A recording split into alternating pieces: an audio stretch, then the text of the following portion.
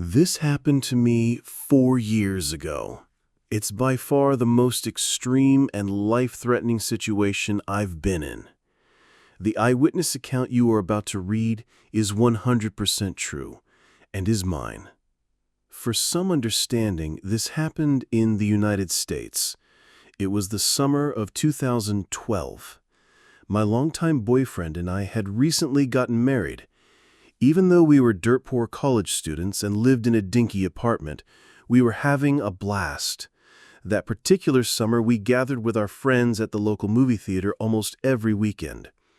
There was one just down the street from our apartment that had really cheap movie tickets. A night out that was under $10 was certainly within our budget. Anyway, one Thursday night, I received a call from this group of friends inviting us to watch the midnight premiere of the newest Batman movie. I had just finished working a 12-hour shift and was pretty tired. I almost refused the invitation and thought of crashing in my apartment instead. However, I didn't want to miss out on the fun, and it was a movie I'd wanted to see for a while anyway. Certainly, it wouldn't do any harm to stay up later than usual and miss a few hours of sleep, right? At 10:30 p.m., we met at the theater.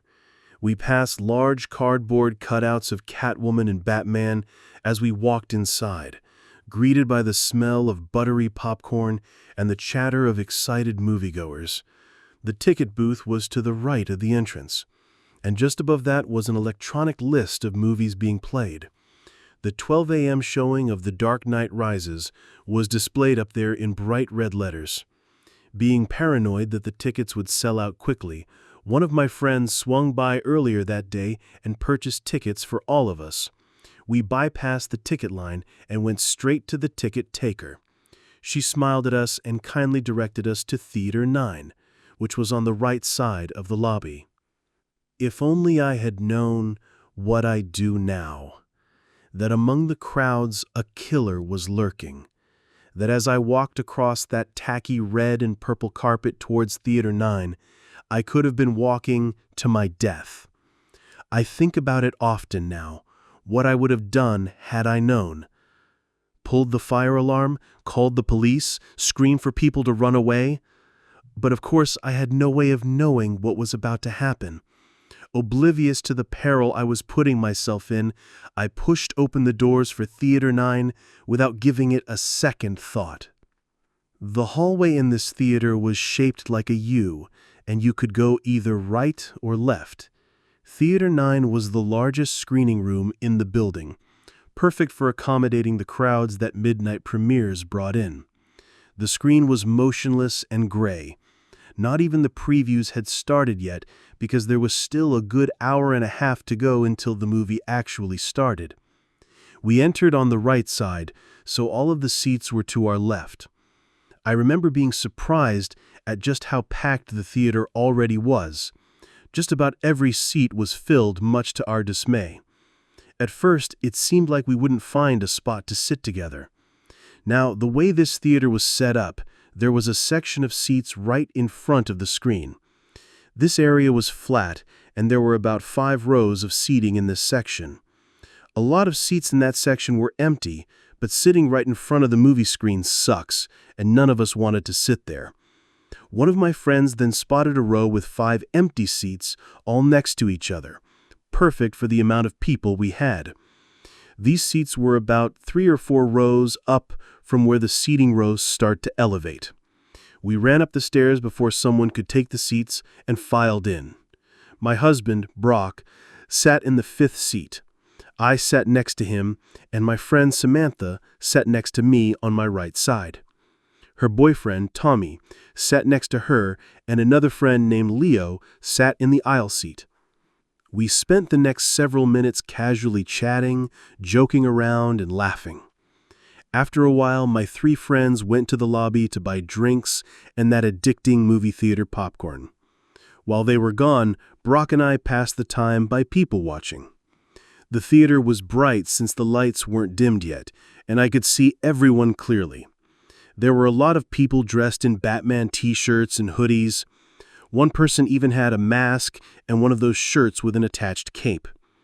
There were a lot of kids in attendance as well, which wasn't surprising, because even though it was a Thursday night, it was summer vacation, so that meant no school the next day. Of all the people I saw, the person I will never forget was the little girl sitting in our same row a few chairs away. She was really cute, blonde with blue eyes, and passed us several times on her way to the lobby, each time coming back with various snacks and popcorn. Overall, people seemed very excited to see the movie, and the room was filled with energy and laughter.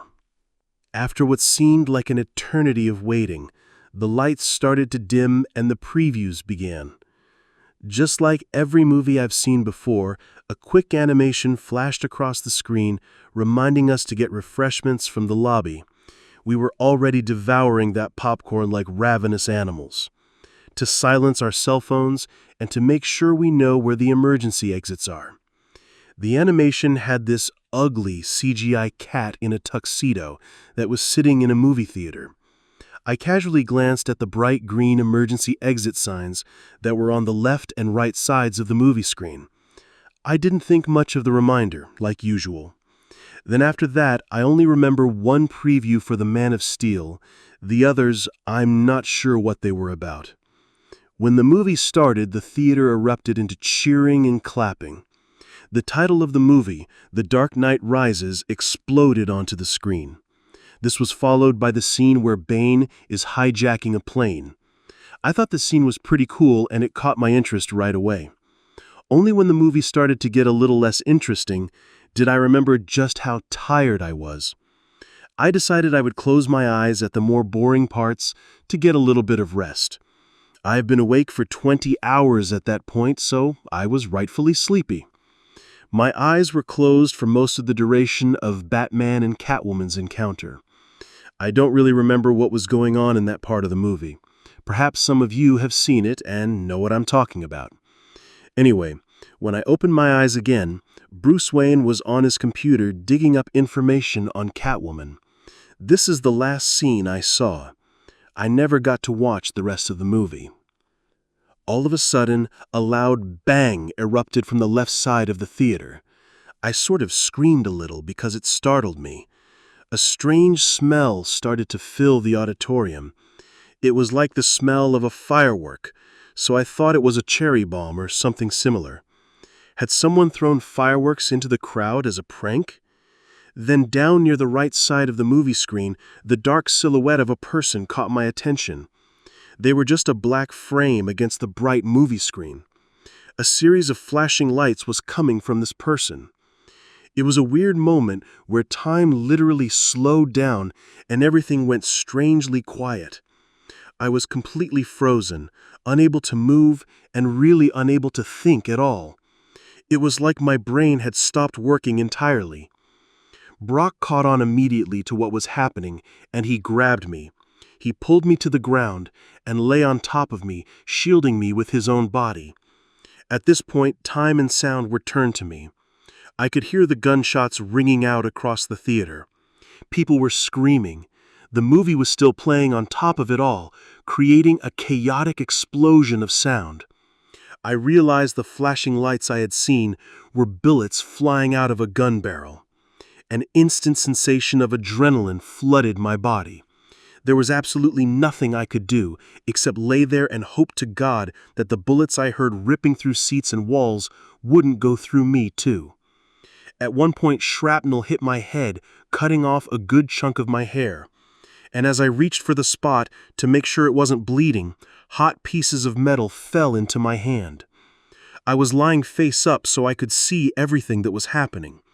The lights from a still-playing movie danced across the ceiling and walls.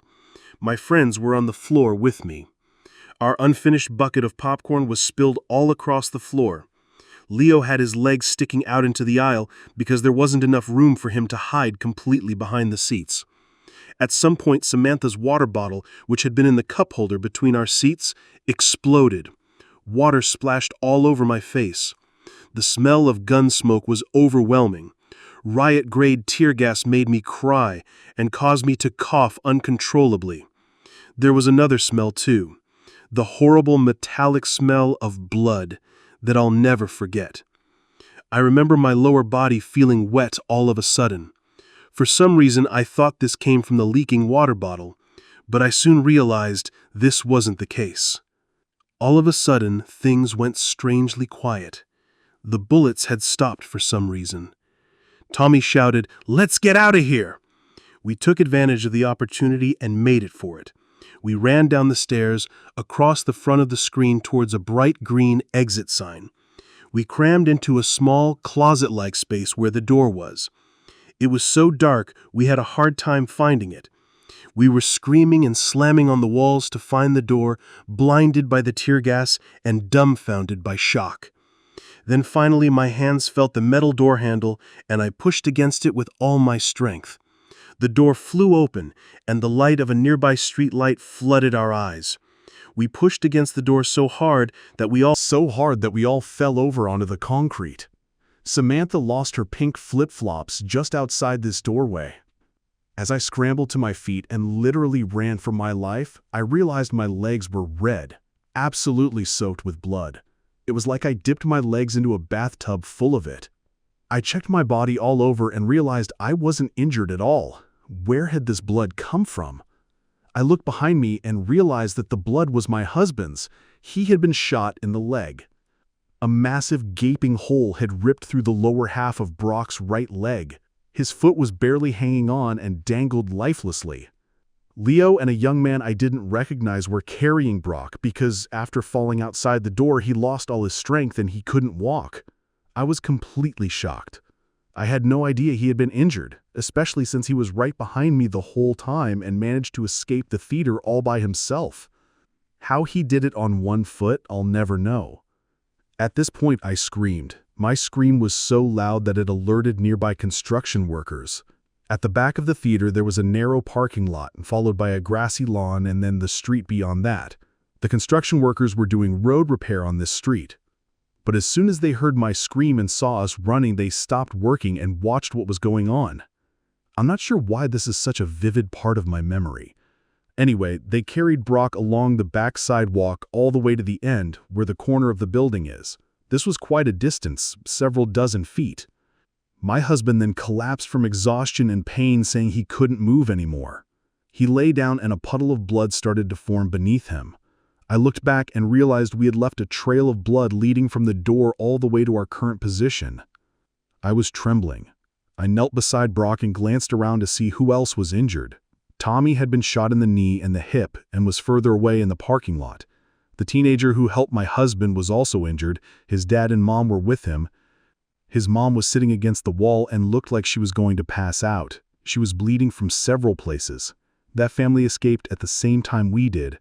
I guess they heard the bullet stop and decided to make a run for it too. We were all lucky because the shooting was still going on inside the theater. I had to take off my shirt and use it to stop the bleeding. I'll never forget how lifeless and limp his leg felt, and I imagine that's what a dead body must feel like. I got blood all over my hands and arms. The police showed up really fast. I'd say we were only outside for a minute or two before the red and blue sirens filled the night and rushed to our location. We were literally a block away from the police station. A female officer stood by us the whole time until paramedics arrived, which took a very long time. Brock was one of the last to be taken to a hospital. He was bleeding out for almost 20 minutes before an ambulance pulled up on the same street with the roadwork. At this point, he had become almost unresponsive and was on the verge of unconsciousness. Several massive guys rushed across the grass with a stretcher, loaded him onto it, and then ran with him back to the waiting ambulance. I wasn't able to go with him because there was another injured person in the ambulance, and it was too crowded. I wandered around to the front of the theater alone, unsure of where my friends had went. My blood-stained shirt and a pool of blood were left behind on the corner of that sidewalk. Walking through the crowds felt like a dream. I couldn't believe what just happened. People were in hysterics and crying. A lot of people, such as me, were covered in blood. And like me, I'm pretty sure the blood staining their skin and clothes wasn't their own. A lot of people seemed to notice how lonely and dazed I looked, so they kept me company, and even offered me a ride to different hospitals to find Brock because I hadn't been told what hospital he was taken to. I hung around these people for a while as police swarmed the area and asked us what we saw inside the theater. The whole parking lot was on lockdown and we weren't going to be allowed to leave anytime soon. It was around 2 a.m., so it was very dark outside still, and I was pretty cold, wearing only an undershirt and shorts. The flashing red and blue lights of what seemed like 100 police cars were blinding. I remember seeing a big police vehicle pull up that said something like Crime Scene Investigation Unit on it. I think that's when it really sank in and hit me. I started to get sick to my stomach and wanted to vomit, but somehow I was able to hold it back. Eventually, police started letting people leave. I jumped into my truck and booked it out of there. I was in such a panic that I didn't even think to go back to my apartment, grab my cell phone, which I had forgotten, and call my parents or someone else to help me. I was angry, upset, scared, and most of all, still in a state of shock. Was I really going to lose Brock only a month shy of our first wedding anniversary because of some psychopath with a gun? Thankfully, by the time dawn rolled around, I found the hospital he was treated in. This was in the next city over, maybe 45 minutes from the theater if you're going the speed limit. I was so happy to be there, and the hospital staff were all so welcoming and understanding. After making sure I wasn't injured as well, they let me wait in the ICU room that Brock would be placed in when he was done recovering from surgery. I was so glad he was alive. Brock and Tommy both had survived, though many others weren't so lucky. I found out the following day after some much-needed sleep on a hospital couch that 12 people were killed in this shooting and over 70 were injured. I remember they first thought 15 people were killed, but the real number was 12. The little blonde girl sitting in my row did not survive. She died in the theater no more than a few feet from us. She had been shot multiple times. A heartbroken police officer who cried during his court testimony tried unsuccessfully to save her by carrying her out of the theater and having her sent to a hospital. Tommy was rushed to a different hospital in the back of a police car. He underwent surgery and made a full recovery. The bullet missed his hip bone and narrowly missed his urinary tract and bladder. According to the surgeons, my husband lost almost half his blood. Brock made it to the hospital just in time. Any later and he would have died. He underwent several blood transfusions and was in the hospital for 21 days. The wound to his leg was severe enough that they had to amputate it after trying unsuccessfully to save it. It's been so long since the shooting happened that my husband, friends, and I have been able to recover from it somewhat. The event was pretty horrifying and has left us scarred for sure. I wouldn't consider that part of the story to be creepy, though. No, the creepy part is the shooter himself. I later learned much about him from the murder trial that would follow in the coming years. Though my encounter with this man was very brief, he has affected my life greatly. Just to know that people like this exist is disturbing. He is certainly one twisted individual that I never want to see again. I learned everything from watching the televised trial that took place in early 2015. This guy was going to school for neuroscience or something in California. I guess he was a pretty smart guy. However, for some reason, he had an obsession with killing people and had a stalker mentality. After dropping out of his university, he moved to my state and chose my local theater to commit a mass shooting. Before that, he was planning on hiding along remote hiking trails up in the mountains, jumping people, pulling them into the woods, and killing them there, though he never went through with that idea. He stalked my theater for months and had the shooting all planned out for the night of July 20th. Though I never saw him before this, it's unnerving to think this guy could have been watching us every time we went to the theater, and we would have never known it. We were completely unaware of what he had planned against us. This completely ruined my sense of security, because who knows what the stranger next to you is planning on doing to you. I came very close to the shooter, but I never actually saw his face in person until I was forced to testify in court. Of course, I saw his mugshots on television, but while in the theater, I only saw him as a dark silhouette in the shadows, like a demonic figure rendered from the darkest and most sinister nightmare. He was even in the hallway that we passed upon running for the emergency exit. The only thing stopping him from killing us there and then was his jammed assault rifle. To commit this crime, he ordered a few thousand rounds of ammunition, riot gear and armor, tear gas, an assault rifle, and a shotgun.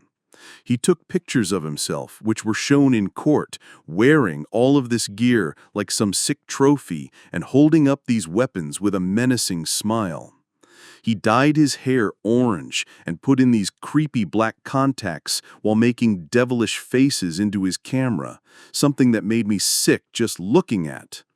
Before driving to the theater with all of this gear in his car, he booby-trapped his entire apartment and set it to explode if anyone opened the door.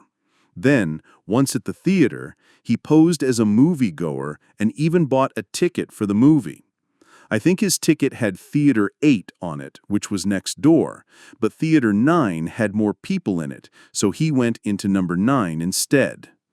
He was in the few front rows. I must have passed him several times in the lobby while he was there. Maybe he had seen me, too. At some point during the movie, he got up and went through the side exit, which didn't have an alarm for some reason, kept it propped open with something, then went to his car to put on all his armor and grabbed his weapons. Then he came back inside and started shooting. When we escaped the theater, we ran past his white car, which was parked right at the exit. We didn't even notice it. At some point, he came outside, and he would have seen us there on the concrete. I don't know what stopped him from shooting people that were outside too, but he could have easily ended us there and then if he wanted to. I think the hardest part for me was facing this twisted individual in court. I'll never forget rising as they called my name, walking down the center row past my family, other survivors, and crowds of news-hungry media personnel. I sat right across from him, maybe only 10 feet away. While his orange hair was gone and he wasn't wearing black contacts, being so close to him was a creepy and uncomfortable experience. My encounters with this man are certainly ones I will never forget.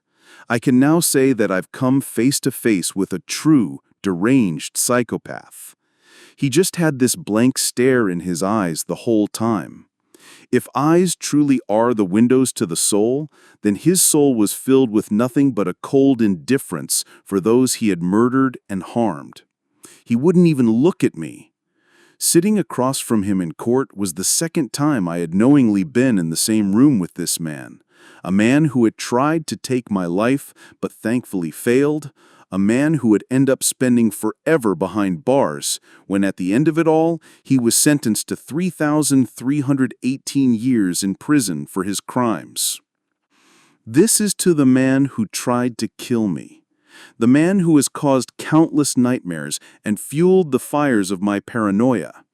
The man who hurt my friends and family, causing years of untold grief for my husband because he will never walk the same again. The man who stole the innocence and joy from a 6-year-old child who went into that theater alive and came out dead.